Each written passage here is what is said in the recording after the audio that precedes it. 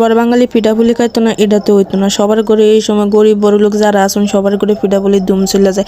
আমরাও কয়দিন হয়েছে খাইছি দুধ পুলি, পোয়া পিঠা, পাটি সাপটা, উড়ি দেওয়ানির মতো সময় আসিল না গো। অতটা গোষ্ঠী আমরা অতটা বানাইছি, অত দেওয়ানির সময় আসিল না।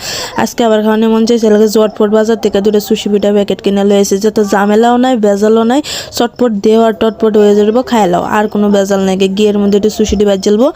এইটার মধ্যে আমার বাবারে বয়সী বাজানোর লেগে যে সুশিটি হন গিয়ের মধ্যে দিছিলাম উস্তাদি করে, ঘি একটু আমি বেশি দেওয়ালছিলাম, এটার মধ্যে হয়েছে বেশি, এর লেগে হন এটার মধ্যে আরেকটা ঢেলে দেবো। আরেকটা ঢেলে দিলে দুইটা যায়, ঘি আবার বেশি হয়ে গেলে তেলতেলা লাগবে, বেশি ভালো লাগতো না। যদিও ঘিয়ের গন্ধ আছে তবু তেলতেলা জিনিস ভালো লাগে না। এটা ভালো মতো ভাজবো, লাল লাল করে বাজানো লাগবো। বা যেটাকে সহজ রেসিপি, যে সময় সেই সময় মানে একা হালতে পারবেন, বেজার নাই, কোনো বাসন কুসনও দন লাগতো না অতটা, খালি বানাইবেন, দুইটা একটা বাসন ভরবো, অকরে পটার পটে খাইলবেন। পায়ের সাথে করে সহজ, এটা ভালো মতো বাজিয়া মানে দুধটা হিন্দে চুলাটার মধ্যে জাল দিতেছি একটু ভালো মতো দুধটা জাল দেওয়া লাগবো, যাতে একটু ভালো হয়।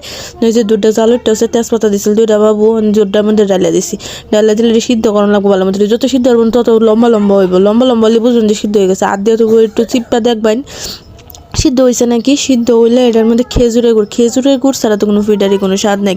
খেজুর গুড় দিলাম, খেজুরে করে এই যে দিয়ালছি এনো না, আমি ভিডিওটা করতাম একটু দেরি হয়েছে। বাবুনা যাবার একটু ফোটা খেজুরে গুড় দিছি, মিষ্টি মতো খেজুরে গুড় দিছি, যতনি লাগে মিষ্টি হইতে হইতে।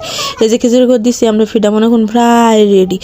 এটা আমরা রাখবো, আমরা একে সহালে খাওয়ান গেলে, বেন্নাবেলা খাওয়ান গেলে এটা করে পারফেক্ট হইতো, কিন্তু আমরা রাইতে খাওয়ান লাগবো। আমরা রুটি দিয়ে এটা রাইতে খাই। আমি লেগে এই শীতের মধ্যে আমরা একটা ফিডা বানাই আলছি, ঝামেলা ছাড়া বেজাল ছাড়া। আপনারা ঘরে ট্রাই করে দেখবার পারুন।